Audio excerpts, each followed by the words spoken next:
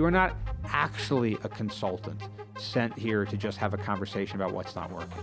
You are a salesperson whose job it is to get them to act on something. As the professional, you must not lose sight of the reason you are there in the first place.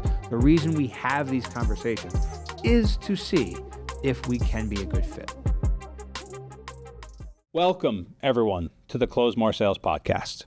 On today's episode, we are diving into a critical technique that can dramatically improve your sales conversations. And that is a combination of two different principles. That is validation and strategic redirection. I don't care if you're brand new or you're a seasoned veteran, because whether you just started knocking doors or you've been successfully selling Fortune 500 companies for 30 years, chances are you aren't super intentional about how you're applying this right now. You might do it by accident, but intentionality is key to leveling up your abilities the right way. This technique, when fully embraced, will not only strengthen your relationships with the prospects on the front end, but also makes you far more efficient in going for the close and more successful overall. So why listen to this show? What's the point of it all anyway? The purpose of this show is to empower sales professionals and entrepreneurs to push themselves to grow, achieve unimaginable success without burning out, and ultimately transform their lives. I'm Ian Ross, and I am obsessed with all things sales, and I work with teams across the English-speaking world to make more money by asking better questions. The most proven path to achieving financial freedom is maximizing your earning potential, and a sales role is the lowest barrier with the highest possible ceiling for entry onto that path. Anyone can become a killer salesperson with the right techniques, mindset, and consistency. And everything we cover on this podcast is geared toward one thing: helping you close more sales so you can live the life you want. If you would like to get a sheet breaking down all the things we say in a follow-up call, text follow up to 33777, and we'll send you a template of what to say on the phone completely for free. So let's get into this topic now. The power of using validation the right way and strategically redirecting the conversation back onto the path that you want your conversation to be on.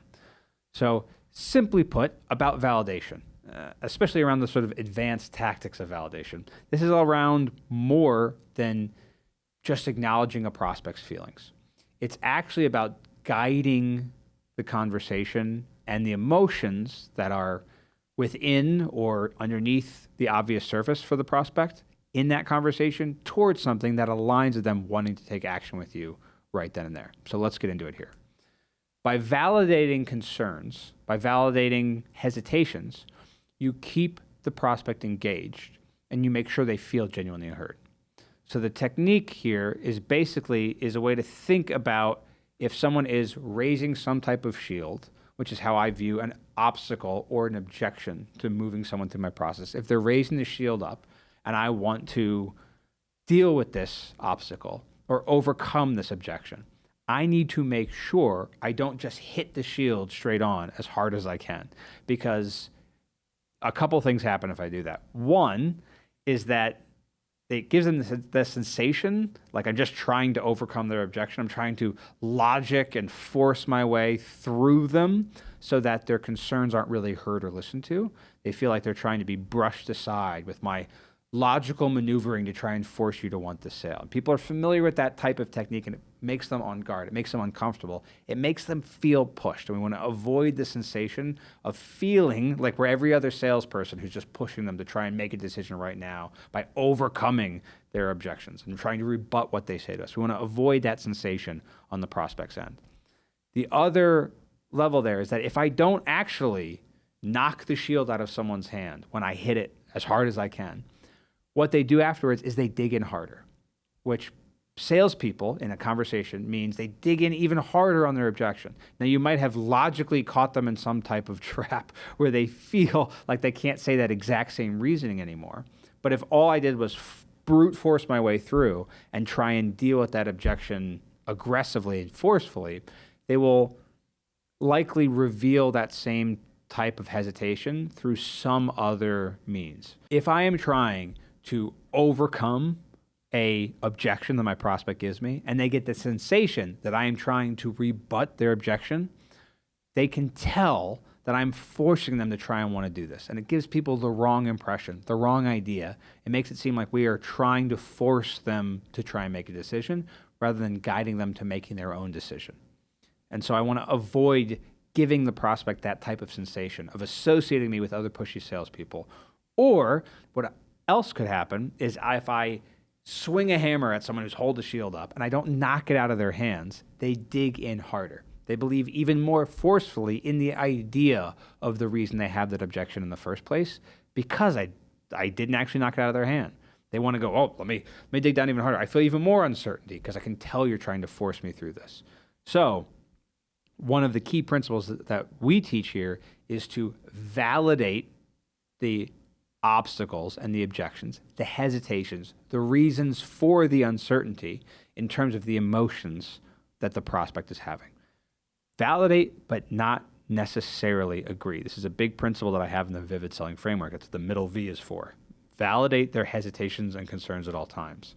So if I agree with you, that is the same sort of sensation as validating, but it runs the risk of shooting myself in the foot in my process because the reason they might want to think it over could actually, or think it over, the reason they might want to have any objection, not want to move forward with me, could actually hurt the sale if I agree with it.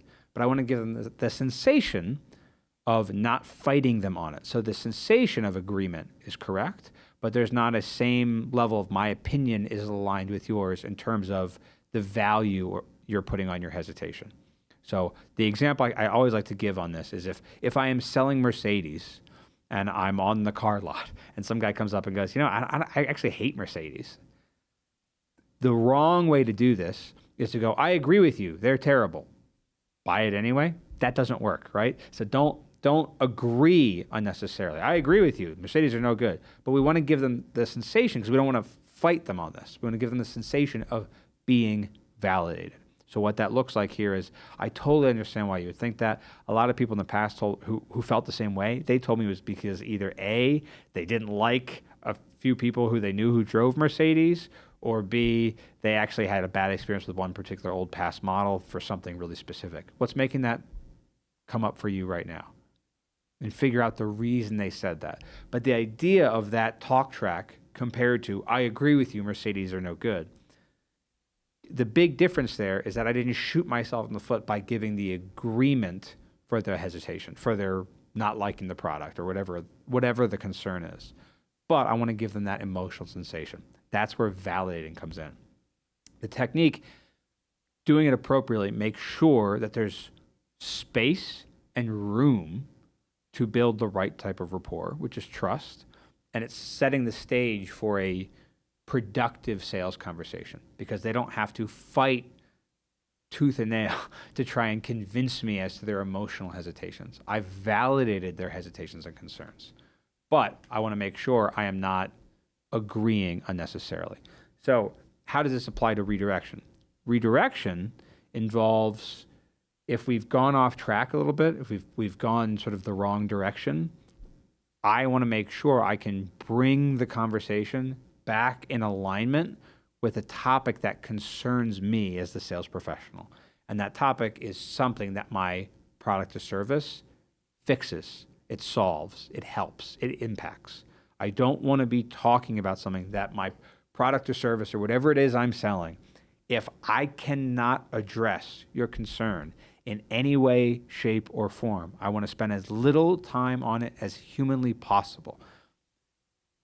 And this comes up a lot in the B2C space, which is mostly what we teach, because oftentimes an individual, one of our prospects, might have a concern when we're asking questions about pain, might have some past pain, for instance, or some past hesitations that feel like they can answer that question based on what I asked, but I'm not actually able to solve that challenge. I'll make that with a concrete example.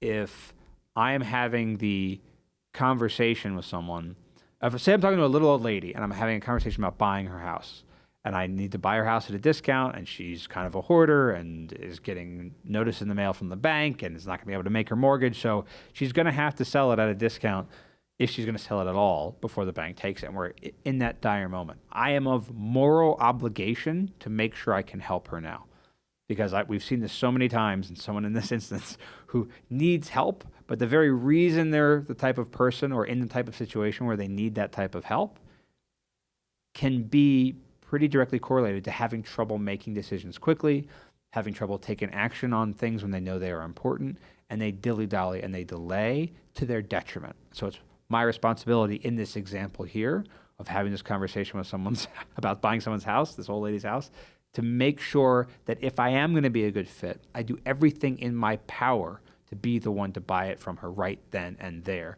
so that she doesn't fall victim to her own hesitation and confusion and have the house taken from her by the bank, and then she doesn't get paid anything for it. Or signing with some sleazy investor who's going to pay her way less than I know I can do, or screw her over in some way that I never would.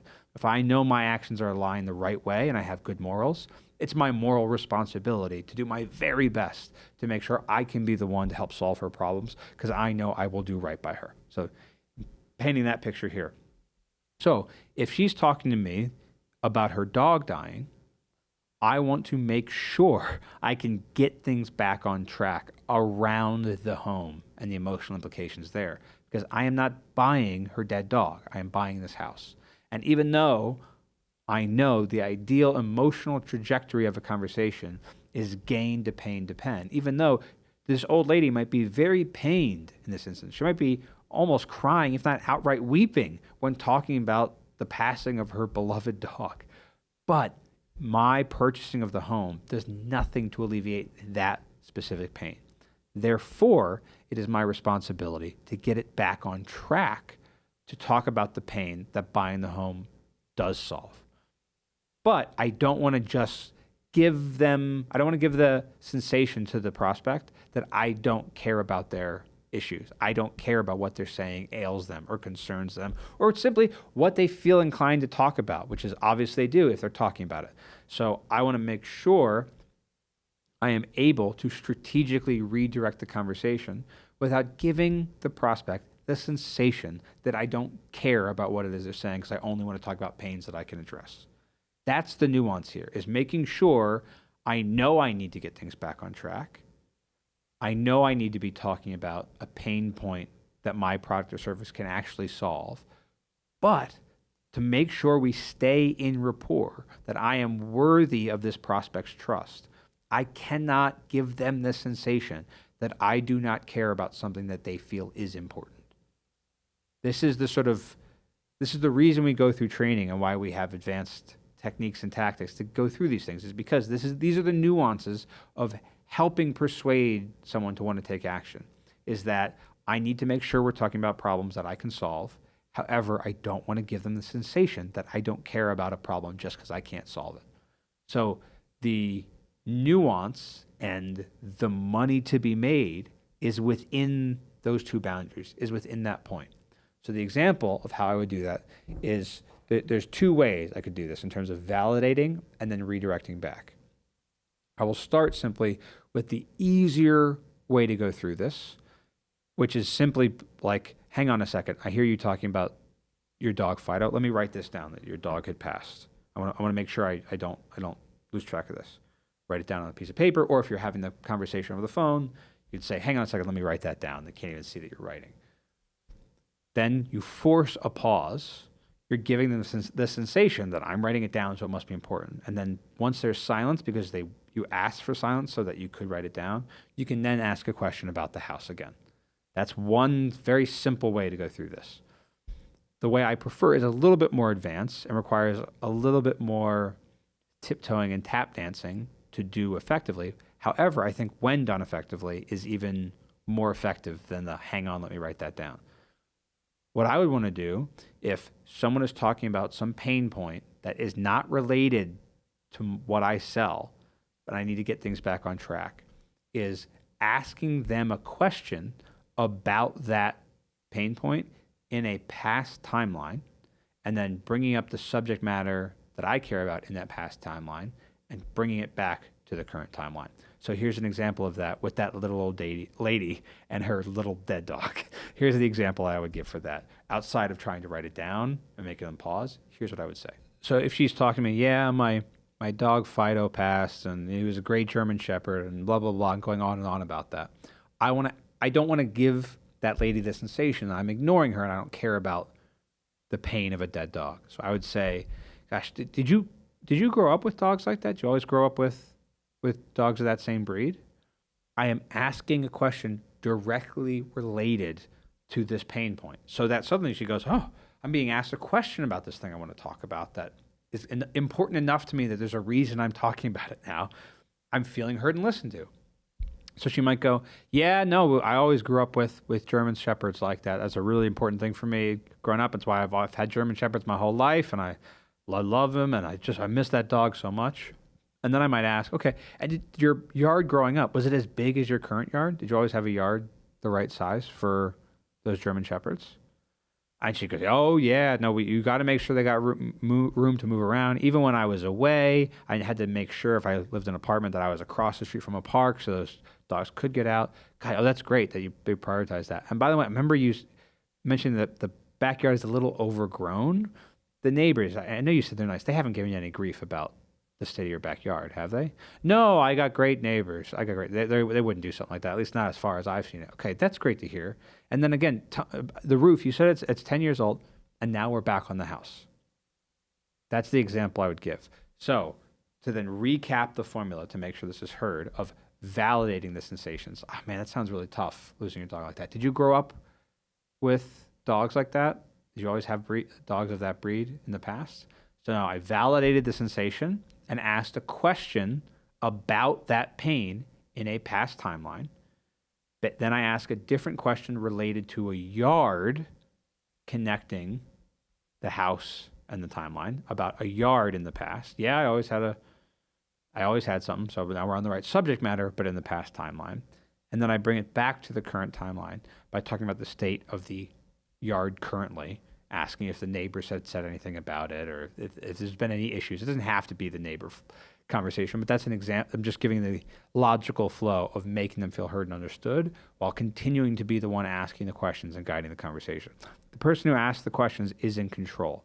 So as long as you are able to ask questions, you should be able to control the timeline, the pain points, what they're saying, and what they're doing. If you can't, you're probably not asking good enough questions. So that's a quick little example of validating the sensation and then redirecting back to the right subject matter as it relates to what I want to talk about that I can solve this. And this involves active listening, and it involves empathy. And balancing empathy with focus, right? The focus of why we're having this conversation, it allows me to guide the prospect towards making a decision without feeling pushy. So I always want to try and acknowledge concerns that I'm hearing without derailing the sale. And a genuine acknowledgement is when a prospect shares some personal concerns, they share something that's important to them, that causes hesitation, that causes them to be unsure, that causes them to feel like they want to have a scarcity mindset or to be afraid to push themselves. When they're revealing their hesitations, it is important that I'm not a robot in that conversation, that I acknowledge where they're coming from and why they feel that way. That's the validation part.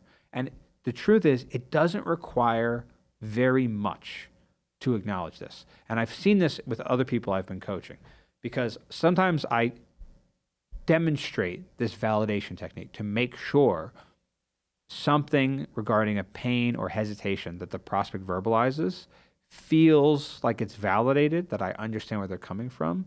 I've trained people to do this, and sometimes when they try it on me in a role play, we're doing it in a group setting, they spend too long on it because they're so focused on trying to make sure that validation is heard. But you don't need to spend forever on it. You just have to do it a little bit. So again, a conversational example of that point.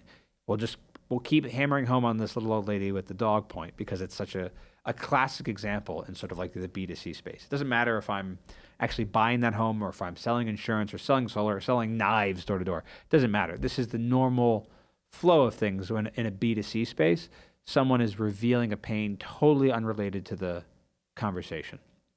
And I need to make sure that they feel validated, they feel heard and understood in revealing that pain, and that I use that vulnerability to build more trust and rapport, guiding back towards a sale, rather than eroding trust and rapport by not letting them feel heard and understood. So, and if you're in B2B or you're selling business owners in general who have a team and it's a longer process and you're dealing with people who are a little bit more sophisticated than the little old lady talking about, Fofo, her dead dog, you're still going to get versions of this. Because let's say you're selling like a done-for-you marketing product, and someone starts revealing their hesitations in driving revenue because they think their marketing's good, but their sales team is no good. The reality is, in this hypothetical scenario, we, as selling a done-for-you marketing solution, maybe aren't selling a sales team component, or certainly not selling sales training, but we're selling marketing. In that instance, the business owner talking at length about how bad their sales team is right now might not necessarily inspire them to act on spending more on a marketing thing if they don't think the sales team can deliver on any marketing, let alone better marketing. I could ask questions of, do you feel like if the marketing was more aligned and made it so that those conversations were more of a lay down, that your team could perform at a rate that would make you feel at least confident in the revenue coming in on a consistent basis? And if he's like, no, they're not even that good. All right, I need to move on from this conversation because the pain that's being revealed to me is not something I can solve. Okay, this is so important. And I need to show real empathy in understanding. I totally understand. Man, that sounds so frustrating in dealing with that. But let me ask you a question that I think builds on this a little bit more. You mentioned X. Tell me more about X, right? That's how I redirect.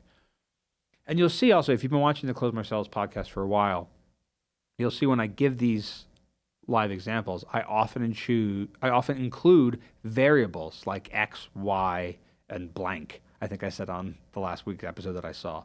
The reason I do that is partly because I don't want to assume your industry and I don't want to assume your talking points, but also because a variable, which is based on what your prospect has already said in that conversation, will always be more impactful than a generic, empty sentence that could be delivered to anyone, regardless of what they had said in the past. So if I ask the question, I know this has been a problem for a long time, do you feel like if you invested in fixing it, it would even be worth it? That question is good. But if I had a variable, like I know you've been X for length of time, do you feel like you invested in a program that could Y, that would be worth it? And X might have been, in the agency example, I know you've been struggling with getting money coming in for a long time. And obviously you've had a substandard sales team. Do you feel like if you invested to get the best possible marketing for the team you had, that at least then you'd be able to build some consistent revenue because the marketing would be so dialed in that even a substandard team could perform? I'm making this up as I go. The whole point of this is the variable nature of these lines means that your prospect will not feel like you're just regurgitating memorized script garbage. It never feels like it's not unique to them, which helps in demonstrating real empathy. Because as long as I never give you the sensation that I would do this the exact same way with everyone, there just happen to be variables there, it will always feel more customized to you. If it feels more customized to you, it builds better rapport and demonstrates more effective empathy. By showing that I truly understand their situation, any salesperson, you can create a connection that makes them receptive to your sales pitch. It makes them receptive to what you have to offer. Acknowledging the concerns that a prospect reveals to you is not simply a courtesy. It's a strategic move. It's meant to pave a path forward towards a successful sale. And it is important to be empathetic. But spending too much time in your empathy on unrelated issues will derail your sales process. You want to keep your conversation productive. You want to keep it flowing. You want to acknowledge the concern briefly and then gently steer it back to the sale. This way you address the emotions of your prospect without losing sight of your primary objective. You are not actually a consultant sent here to just have a conversation about what's not working. You are a salesperson whose job it is to get them to act on something. So I want to give them a consultative experience in that I am genuinely trying to learn more about your problems, and I'm curious and seek more clarity to learn if there's a way we can help you. Maybe there is, maybe there isn't. But as the professional, you must not lose sight of the reason you are there in the first place. The reason we have these conversations is to see if we can be a good fit. So in an example of you could be making a mistake in the talking to Fofo, I'm talking about Fofo, the little dead dog from the little old lady, is if I just go, gosh, okay, your dog died. Tell me about the roof. Whoa, you're not listening to my concerns at all. But if I go, man, your dog died. I had a dog just like that. When my dog passed, I know it really upset my family. And I remember my dad was crying, and I never see my dad cry. He cried saying, my dog's dead, my dog's dead. And then he just ate my family up. Are you guys like that? That's too much. That's way too much. Because talking about your dead dog, you're thinking, oh, I'm validating their feelings. I'm giving them a demonstration of the same emotion. But it's even that much is... First off, he makes two main mistakes. One, you're talking about yourself instead of about them. And as soon as you're talking about yourself, the prospect's eyes glaze over. So you're already losing engagement, which is the whole reason to validate anyway, to maintain the right level of engagement. So one, don't talk about yourself in trying to relate to their problems. And you might have been told by a sales manager or whoever trained you at some stupid insurance company that you want to say you are the same as them. Oh, I'm just like you. I dealt with the exact same concern. The more you're talking about yourself, the more you are falling out of the right type of rapport, which is as a trusted expert. It's not likability, this person's just like me, that matters. It's can I trust this person to solve my problem? Don't talk about yourself if you don't have to. And the other thing, the other mistake you are making is that it was just too long. It was already too long to talk about the dead dog because I don't need to know more about how that dog died to be able to sell you my product or service. And we have to be efficient with our time to make sure we're being effective. And if the longer you spend on issues that do not matter because you can't solve them, because you can't fix them, because it's not even a focus at all of what I can do for you, the farther away I am getting from being effective with my time, which is being effective as a sales professional. I gave this same example in a group call before, and some guy sort of laughed because he typed in the chat what he thought would be like a version of me acknowledging the pain and then moving on, which is he said, oh yeah, my cat was attacked by coyotes. And I'd be like, oh, that's too bad. Tell me about the roof. Right? Like that's like the joke in that I don't spend too much time on it. But in the instance of the cat being attacked by coyotes, did that happen here? It did. How long ago did that happen? Okay. Do you feel almost guilty even letting your cat go outside? Or does that make you nervous being in the home now, knowing that last time the coyotes almost killed your cat? The reason I'm asking those questions is because if there's pain there associated with that, selling that home might alleviate the concern about feeling like they have to protect their cat. Okay? The example that was given as a joke about something I wouldn't ask more questions on is actually something I would ask more questions on because acknowledging it in theory could help the sale. It might not. If they don't play ball, if they don't engage with it, I might have to just redirect and move on. But that's worth spending a little bit of time on. It's worth at least asking a couple more questions about, because if my product or service can address something, some emotional aspect of a pressing need, of a concern, of something built around your identity as being a good, loving cat mom, and knowing that we're in this house could keep that my cat's got natural predators around outside all the time, and what if she escapes? Like that sensation is worth talking about. So don't settle for too much time validating, but also make sure you actually examine, does this pain point, if this is dealt with in the right way, can I apply this pain point to what it is my product or service solves?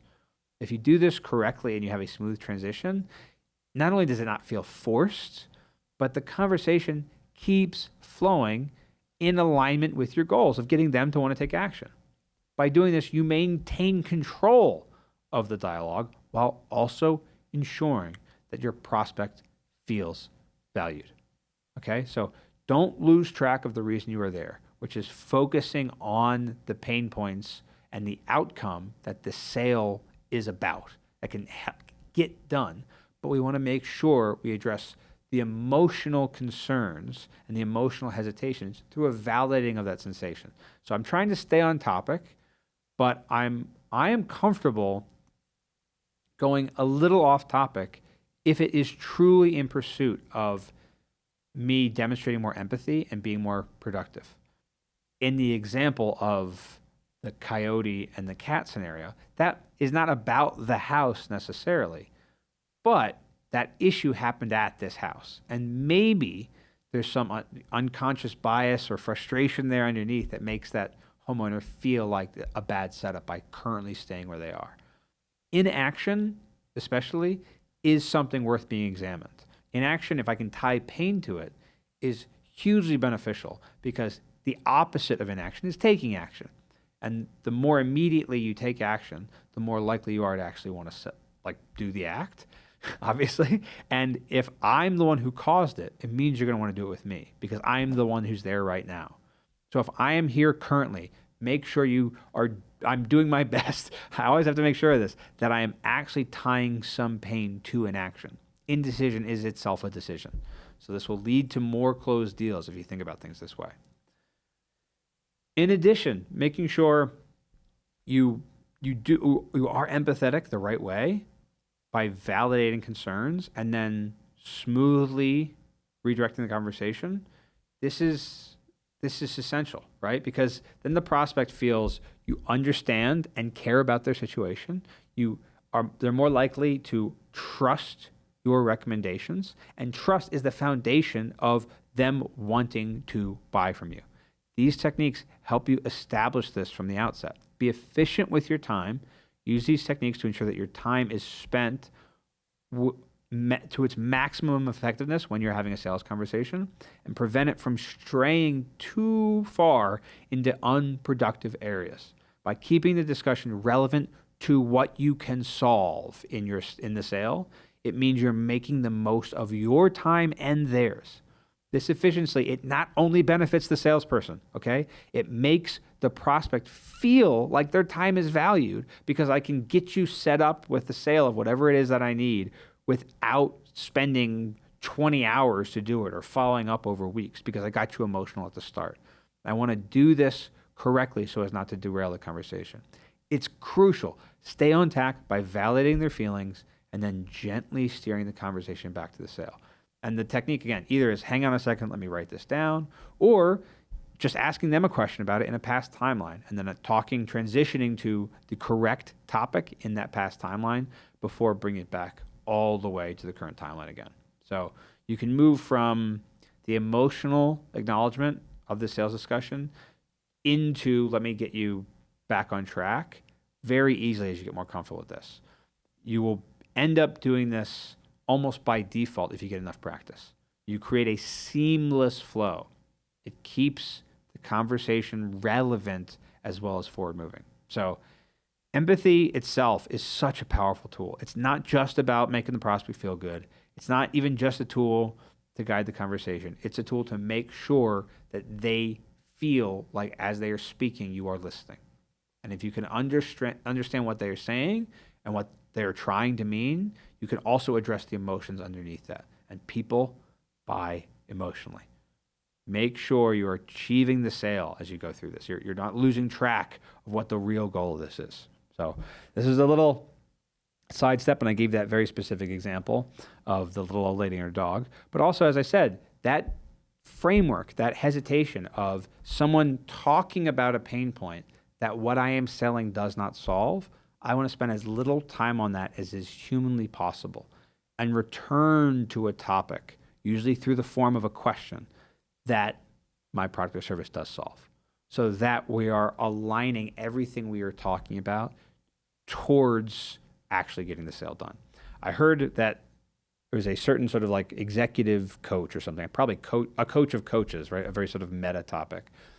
One of the things that he trained his, I think, executive coaches to ask people when they were talking to prospective clients was to gather every single pain point possible. Keep going until the pain. Tell me all the challenges, every hesitation, tell me everything. The problem with everything is that if your solution isn't actually a solution to one of those pain points, you are either wasting time or running the risk of being disingenuous by talking about that issue. Strategically redirect around the issues that your product or service can actually solve. So validate and then redirect.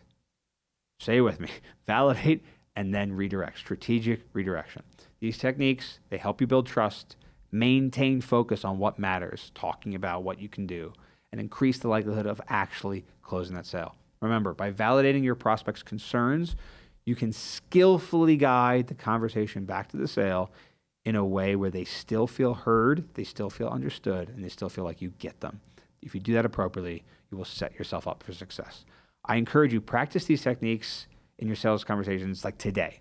Today, the moment you're listening to this, if it's early in the day, you've got time. Mastering these skills, to master these skills, you need to make sure that you're doing this as much as possible, not just when money is on the line. I was telling someone before, he was practicing at a coffee shop. Just go out, practice this stuff. Practice it when money is not on the line so that you don't run the risk of doing it incorrectly or not doing it at all. Like so many people that I coach, I worry about so many of them that they're engaging with the content for what I'm giving for entertainment rather than education. And it's entertainment instead of education if you don't take action. You need to take action on what you're learning so that you actually learn it instead of being entertained by educational content. I hope that makes sense. So please just try and practice this when money isn't on the line. Practice on old leads, practice on bad leads. Practice it so that when it's time to actually validate someone's concern and redirect the conversation back towards the end goal in mind, which is getting that contract signed or taking the credit card number, whatever it is. If you want to reorient back around that, practice the framework of this when money isn't on the line so you're more comfortable to do it when it is. I'm Ian Ross. This has been the Close More Sales Podcast.